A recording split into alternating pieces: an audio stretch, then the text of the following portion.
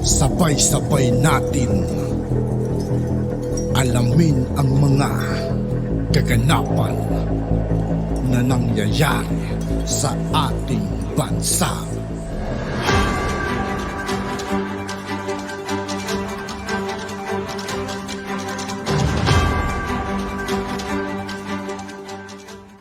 Yo, what's up mga kaibigan? Ngayon nandito naman ulit tayo sa channel ni Pinas News Insider. Dito naman ulit tayo magbibigay ng komento at reaksyon. Kaya samahan nyo ako guys. Let's go! Ito ang balita ngayon. Trending at viral ngayon sa social media. Ang di umano'y balitang ibalik si dating Pangulong Rodrigo Duterte sa Malacanang. Ito ang naging panawagan ng marami sa ating mga kababayan at ito'y dahil sa billion drug haul na nabuksan sa Maynila at di umano'y matataas na opisyales ang sangkot dito. Ito ang mainit na balitang pinutakti ngayon ng samut-saring komento mula sa marami sa ating mga kababayan at marami rin sa kanila ngayon ang hindi napigilan ng kanilang sarili na maglabas ng kanilang hinaing at komento sa mundo ng social media. Pero bago ang lahat, kung bago ka pa lamang sa aming channel.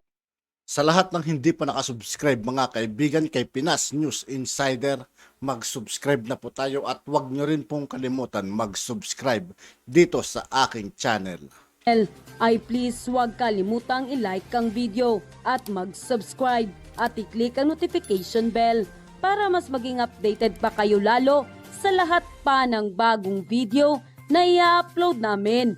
At ito na nga mga kababayan, tila naging mainit nga sa mata ng ating mga kababayan ang nangyaring cover-up di umano sa 6.7 billion shabu haul sa Maynila na kinasasangkutan ng matataas na opisyales ng PNP. Ating matatandaan noon, ibinunyag ni Pangulong Marcos na sa mga pagpupulong niya kay dating Pangulong Duterte bago ang butuhan noon, hiniling sa kanya ng papalabas na Pangulo na unahin ang pagtugon sa problema sa droga sa bansa sa kanyang sariling paraan. At minsan nga sa isang panayam kay Pangulong Bongbong Marcos, gusto niyang maging anti-drug war czar si dating Pangulong Rodrigo Roa Duterte at para ipagpatuloy ang anti-illegal drug campaign ng gobyerno. Ngunit wala pa namang nangyayaring legal na usapin ng Malacanang.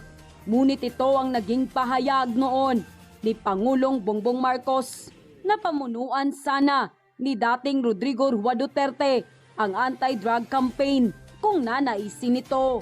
At ngayon, sa nangyayari, Maganda mga kaibigan pag nakabalik siya sa palasyo. No? Pero ang tanong, kaya pa kayong Tatay Digong? Ano? Kasi may edad na rin mga kaibigan, matanda rin si Tatay Digong, dapat nagpapahinga na rin yan. pagdinig sa Senado, Kasi pero maganda mga kaibigan, pag nakabalik siya, yung mga drugs na ganyan, kakaroon ng mga takot yung mga drug lord, mga pusher, mga nagtutulak, di ba? Magkakaroon ng takot yung mga yan. sa 6.7 billion shabu haul sa Maynila na kinasasangkutan ng matataas na opisyalis ng PNP. Sa pagdinig nga ng Senate Committee on Public Order and Dangerous Drug ay itinaas ni Senator Bongo ang ideya ng posibleng magtrabaho si dating Pangulong Rodrigo Roa Duterte sa kasalukuyang administrasyon bilang anti-drug czar. Ayon nga kay Senator Bongo, kung sakasakali lang, prerogative naman yan ng presidente, appointing authority kung sakasakali lang. Makakatulong ba kung itatalagang drug czar si dating Pangulong Duterte? Ito ang kanyang naging tanong kay PNP Chief Acorda sa pagdinig ng committee sa multi-bilyong pisong drug haul na nasamsam sa Maynila.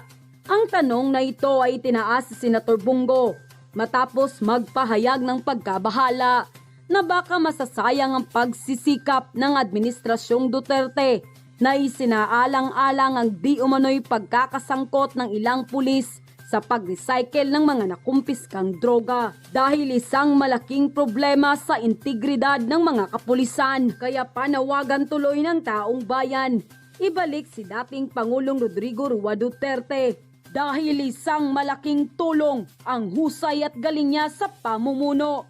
Kaya ibalik ang kamay na bakal. Samantala, hindi naman mapigilan ng marami sa ating mga kababayan na magbigay ng kanilang hinaing at komento sa mundo ng social media.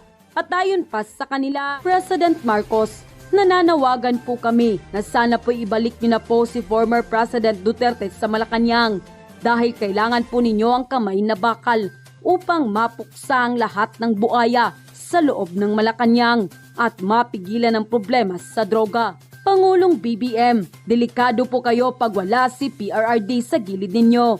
Sana po ay mapansin niyo po ang panawagan namin. Kailangan po talaga na may kinatatakutan ng mga tiwaling pulis. Nakakawalang tiwala, pwera sa matitino na hindi nasisilaw sa pera. Ibalik na po si PRRD kung sino po ang maging solusyon sa pagpugsa ng drug problem sa Pilipinas. Sana sooner na para maibalik ang country drug-free at hindi kawawa ang mga Pilipino. Pag na-drug addict ang mga Pilipinos, sino ang lalaban para sa bansa? Sana totoo na ito. Magiging masaya na naman ang buong bayan kapag si ex-PRD ang gawing drug czar sa pagsugpo sa problema sa droga sa bayan. Kailangan talagang ibalik ang kamay na bakal at tapang ni former PRRD dito sa drug issue sa bayan. Sir, good afternoon po. Dahil ang food stamp beneficiaries po ay required na magtrabaho, paano nito mababago ang kultura ng dependency po sa government aid? Yes, pero hindi naman mahirap yun dahil talaga kagaya ng sinasabi ko na ilang beses, yung mga Pilipino naman hindi talaga, ayaw nila hindi sila nagtatrabaho. Kahit na nangangailangan, siyempre tatanggapin nila kung ano yung tulong na mabibigay ng gobyerno, pero kung hindi sapat yung ganun na lang habang buhay, ganun ang gusto ng Pinoy ay magkaroon ng trabaho. Kaya may kasama tayong element dito na magbibigay sa yung DOLE na tent para makapagbigay ng trabaho para sa mga nangangailangan. At alam mo naman lahat ng ito susuportahan talaga natin hangga't mabigyan natin ng trabaho ang taong bayan. Kaya ito na muna pang tiding over, habang naghihirap pa. Pero I think that as quickly as possible, lalo ng Pilipino, naging experience ko, ay silang hangga't makahanap ng trabaho, talagang yun ang gagawin kagad. Sir, follow up lang po. Dahil po sa food stamp, pwede bang kalaunan, sir, ma-terminate na yung 4-piece program po? Sana. Ibig sabihin kasi pag makaya na nating itigil yan, ay sasabihin natin, ibig sabihin wala nang nangangailangan. Ay maganda talaga kung umabot natin yun. Pero kahit pa paano, kung minsan tinatamaan ng halimbawa, tinatamaan ng bagyo, tinatamaan ng peste, tinatamaan ng kung ano-ano, kailangan pa rin tulungan. So yung 4-piece, yun, pantawid yun . So kung hindi na kailangan magtawid, ibig sabihin may trabaho na, may kaya na yung tao. Kahit man lang mapakain ng sarili ng pamilya, sana umabot tayo sa ganun. Thank you, Mr. President. Gilbert Perdes, DWIZ. Sir, magandang hapon po. Good afternoon. Paano po natin masusustain yung food stamp program at saan po tayo kukuha ng pondo para ho rito? Well, hati-hati. Meron yung ADB na tumutulong sa atin, meron yung World Food Program, at syempre meron din tayong counterpart dito sa Pilipinas. At mabuti na lang at nandiyan nga sila at tumutulong sa atin. At nakikita naman nila, sanay na sanay sila sa ganitong klaseng trabaho. At kahit nagpapasalamat kami sa kanilang lahat na tumutulong sila. So, in terms of funding, palagay ko, I think we will be able to sustain ito for as long as we need it. But kagaya ng aking laging sinasabi, dahan-dahan sana, maayos na natin yung ibang sitwasyon para hindi na nangangailangan ng tulong. But there will always be an element na may kailangan pa rin. So hindi talaga, you will never see na mawawala lahat ito. Na hindi mo na makikita yung programa, sasara yung programa. Hindi siguro. Baka lumiit pagka maganda na ang takbo ng ekonomiya. Thank you, sir. Katrina Domingo, ABS-CBN. Hi, sir. Good afternoon. Sir, Hello. clarify lang namin your earlier statement. You mentioned that the DOF secretary should not be part of the Maharlika Investment Corporation, but under the law, he's supposed to head the panel. Clarify lang, sir. No, what I said is that he should not be the chair of the deal, because that was the original proposal was that the president be the chair.